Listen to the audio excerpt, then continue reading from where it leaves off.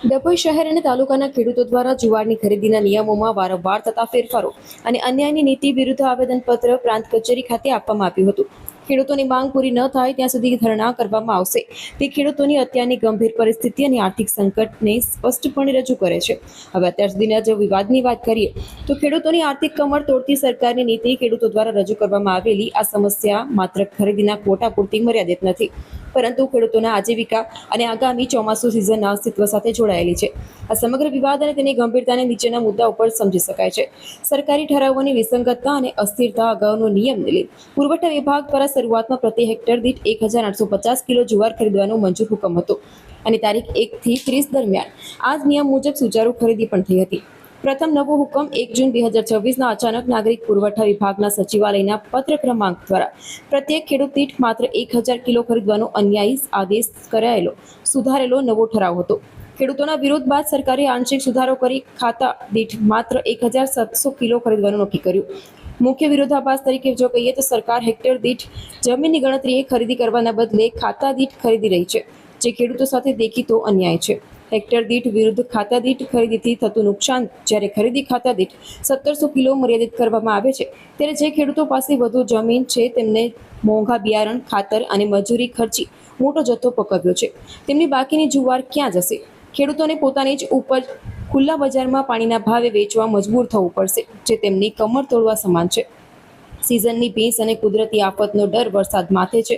ચોમાસું નજીક હોવાથી જો જુવારની વહેલી તકે ખરીદી નહીં થાય તો ખુલ્લામાં અથવા તો યોગ્ય સ્ટોરેજના અભાવે પાક પલળી જશે અને સડી જશે। ત્યારે ખેડૂતો પાસે જૂનો પાક વેચાય તો જ નવી ચોમાસુ સિઝનના વાવેતર માટે હાથમાં રોકડા નાણાં આવે। અત્યારે બિયારણ અને ખેડ ખાતરના ખર્ચ માટે ખેડૂતો દેવાના બોજ તળે દબાઈ રહ્યા છે। ખેડૂતોની મુખ્ય માંગણીઓ ડભોઈ પ્રાંત અધિકારીશ્રી મારફત ગુજરાત સરકાર સુધી આ ન્યાયિક માંગણીઓ તાકીદે પહોંચાડવી જરૂરી છે। અગાઉનો પુનઃ નિયમ લાગુ કરો, અધવચ્ચેથી જ બદલાયેલા નિયમો રદ કરી અગાઉની જેમ જ પ્રતિ હેક્ટર દીઠ 1850 કિલોગ્રામના ધોરણે જુવારની ખરીદી સરકારી કેન્દ્ર પર ફરી શરૂ કરવામાં આવે। ભેદભાવ મુક્ત ખરીદીમાં ખાતા દીઠ મર્યાદા હટાવી જમીનના ક્ષેત્રફળ મુજબ ન્યાયી ગણતરી થાય, જેથી મોટા અને મધ્યમ વર્ગના તમામ ખેડૂતોને સમાન ન્યાય મળે। ઝડપી પ્રક્રિયાની જો વાત કરીએ તો ચોમાસાના વરસાદથી પાકને બચાવવા માટે ખરીદીની પ્રક્રિયા યુદ્ધના ધોરણે વેગવંતી બનાવવામાં આવે। જગતનો તાજ જ્યારે ધરતી પર પરસેવો પાડી અનાજ પકવે છે, ત્યારે સરકારી નીતિઓ પ્રોત્સાહક હોવી જોઈએ, નહીં કે અવરોધક। ડભોઈ તાલુકાના ખેડૂતોની આ માંગ સંપૂર્ણપણે વ્યાજબી અને આજીવિકા બચાવવા માટેની ન્યાયિક લડત છે। સરકાર શ્રી આ બાબતે વહેલામાં વહેલી તકે હકારાત્મક નિર્ણય લેવી તેવી લોક માંગ છે। જય જવાન જય કિસાન।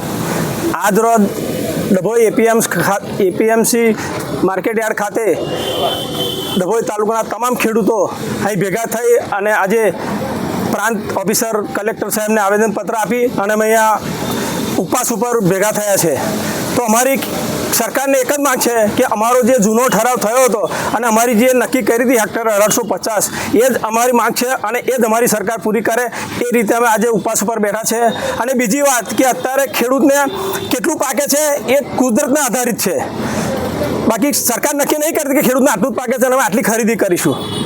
બીજી વાત કે અત્યારે વરસ માથે આવી ગયું છે, ખેડૂતોના માલ બહાર ઢગલા પડ્યા છે, તો હવે અમારે ખેડૂતોને નવું સિઝન ઊભી કરવાની કઈ રીતે અમે કરીશું? અમે લોનો ભરવાની હોય છે, સરકાર એવું કહે સમયસર લોન ભરાય તો તમારો વ્યાજ માફ થશે।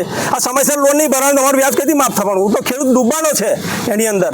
તો અમારી સરકારને એક અરજ છે કે અમારી જૂની માંગ છે એ પૂરી કરે અને આ વહેલી તકે અમારો નિર્ણય લાવે એવી અમારા બધા ખેડૂતોની ડભોઈ તાલુકાના દરેક ખેડૂતને એવી નમ્ર વિનંતી છે કે અમારો માલ વહેલી તકે ખરીદે અને અમારો નિવેડો લાવે।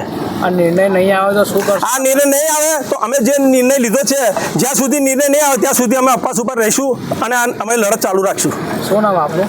મારું નામ મનોજભાઈ શંકર। ખેડૂતોના પ્રશ્ન લઈ આજરોજ અમે એમએસપીના ભાવથી જે જુવાર ખરીદી થતી હતી એના અંતર્ગત પ્રાંત અધિકારીને આવેદનપત્ર આપવા ગયેલા। ત્યાં આગળ એ ગેરહાજર હતા, એમની જગ્યા પર ડેપ્યુટી કલેક્ટરને આપણે આવેદનપત્ર આપી અને અમારી માંગ મૂકી છે।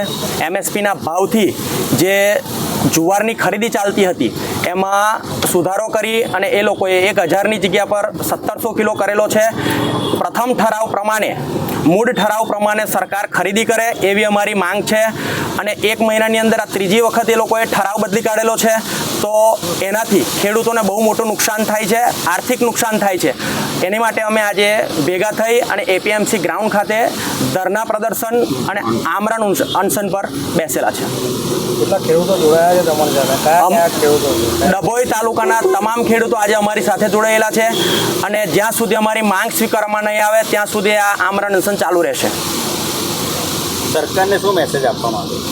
અમે સરકારને મેસેજ આપવા માંગીએ છીએ કે જૂના ઠરાવ પ્રમાણે જે 1 મહિનો તમે ખરીદી કરી હતી એ જ પ્રમાણેની ખરીદી ફરી ચાલુ કરો. જે ખેડૂતોની ખરીદી થઈ ગયેલી છે એ જૂના ઠરાવ પ્રમાણે થયેલી છે 30 તારીખ સુધી, ત્યારબાદ તમે નવો ઠરાવ કાઢી અને અરમઈમાં જેવું વર્તન ખેડૂતો જોડે ના કરો એવી અમારી 2 હાથ જોડીને નમ્ર વિનંતી છે.